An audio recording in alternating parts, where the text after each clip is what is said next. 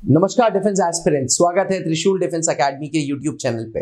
ये वीडियो विशेष करके मेरे फौजी भाइयों के लिए जो एसीसी का एग्जामिनेशन दे रहे हैं एवं वो 12th या 12th पास स्टूडेंट्स जो प्रेस्टिजियस नेशनल डिफेंस एकेडमी का एग्जाम दे रहे हैं। एस्पिरेंट्स, हाल ही में एसीसी 132 का एग्जामिनेशन हुआ था।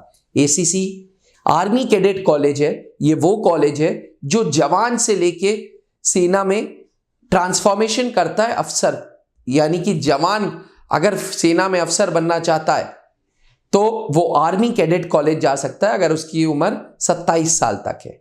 जिस प्रकार से नेशनल डिफेंस एकेडमी है जो सिविलियंस का ट्रांसफॉर्मेशन करती है कमीशन्ड ऑफिसर में, उसी प्रकार से आर्मी कैडेट कॉलेज है जो जवान का ट्रांसफॉर्मेशन करता है ऑफिसर पे, कमीशन्ड ऑफिसर पे। जैसे एनडीए में 3 साल की ट्रेनिंग होती है और चौथे साल Indian military academy, air force academy और नेवल एकेडमी जाना होता है, वैसे ही एसीसी में 3 साल की ट्रेनिंग एसीसी में होती है और चौथे साल इंडियन मिलिट्री एकेडमी में जाना होता है। जैसे एनडीए में जवाहरलाल नेहरू की यूनिवर्सिटी की डिग्री मिलती है, वैसे ही एसीसी में भी प्रेस्टिजियस जवाहरलाल नेहरू यूनिवर्सिटी की डिग्री मिलती है।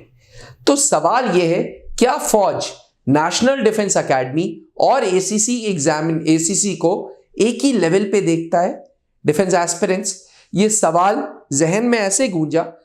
कल एसीसी 132 का एग्जामिनेशन था 6 जनवरी को, और एसीसी के एग्जामिनेशन में मैथ्स का सेक्शन काफी टफ आया था। जैसे एनडीए के जैसे नेशनल डिफेंस एकेडमी में भी मैथ्स का सेक्शन बहुत टफ होता है, उसी प्रकार से एसीसी में भी मैथ्स का सेक्शन बहुत टफ देखा गया।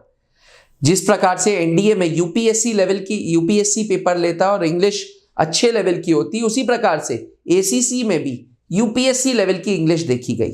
साइंस में बायोलॉजी के इन डेप्थ क्वेश्चंस देखे गए। तो क्या नेशनल डिफेंस एकेडमी और एसीसी एक ही लेवल पे रखा गया है? अगर ऐसा है तो डिफेंस एस्पिरेंट्स, मैं आपको बता दूं, नेशनल डिफेंस एकेडमी में 400 सीटें हैं और एसीसी में मात्र 75 सीटें। मुझे ऐसा लगता है कि इंडियन आर्म्ड फोर्सेस अगर नेशनल डिफेंस एकेडमी को और एसीसी को एक ही लेवल पे रख रहा है, क्योंकि नेशनल डिफेंस एकेडमी में भी पहले रिटन एग्जामिनेशन है, रिटन के बाद एसएसबी इंटरव्यू है, मेडिकल है, उसके बाद मेरिट बनती है। उसी प्रकार से एसीसी में भी पहले रिटन एग्जामिनेशन है जो कि ऑनलाइन है, उसके बाद एसएसबी इंटरव्यू है, फिर मेडिकल है एंड मेरिट बनती है। तो अगर फौज एनडीए और एसीसी को एक ही लेवल पे रखता है तो मेरी नजर में आने वाले समय में एसीसी की सीट्स बढ़ानी चाहिए। इसलिए बढ़ानी चाहिए क्योंकि आप नेशनल डिफेंस एकेडमी जैसे पेपर के लेवल पे एसीसी को रख रहे हो, जहां एनडीए में 12th एवं 12th पास स्टूडेंट्स जा रहे हैं, वहीं एसीसी में वो फौजी जवान जा रहा है जो 18-18 घंटे काम कर रहा है। उस काम के बावजूद उसको टाइम निकालना है रिटन टेस्ट के लिए, उसको टाइम निकालना है एसएसबी इंटरव्यू के लिए।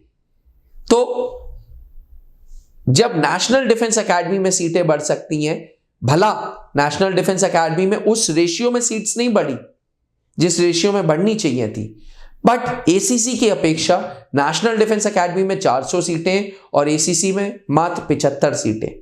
तो आपका क्या मानना है? क्या एनडीए के बराबर एसीसी को रखना चाहिए?